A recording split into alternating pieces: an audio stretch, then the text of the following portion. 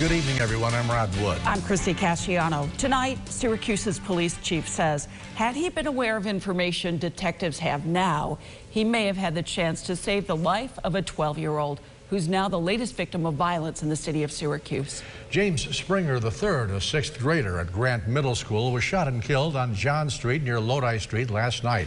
News Channel 9's Andrew Donovan speaking with the police chief and the mayor today. Andrew, the chief indicating this tragedy could have been avoided. Well, Rod, the chief says the more information detectives have, the better they can try to stop tragedies like this. We've heard the police chief ask the public for help solving crimes in the past, but tonight he's making a plea like we rarely hear. And we're done here. This morning, emotion rarely seen from Police Chief Frank Fowler, now in the final weeks of his career. When I stand at this podium and I ask for public cooperation, when children are hurt and we don't get the response that we need, then everybody needs to take ownership from this. Cooperation that city leaders say is the only way to stop neighborhoods from being ravaged by violence. People are scared, and we don't underestimate that. There are anonymous ways to share information.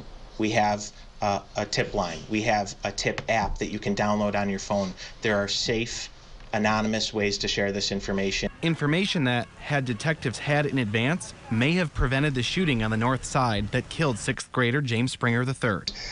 There were some things that occurred in that neighborhood and the days leading up to this that we weren't aware of. Had folks in that neighborhood called the police, we would have been able to intervene. Now, I'm not saying that we would have saved this child's life. The mayor acknowledges that the next police chief will need a plan to address violence, but the man on the job now has a warning. Don't expect for anyone to come riding in on a white horse to save the city of Syracuse. We have to save ourselves. The things that we need to save ourselves from this exist right now.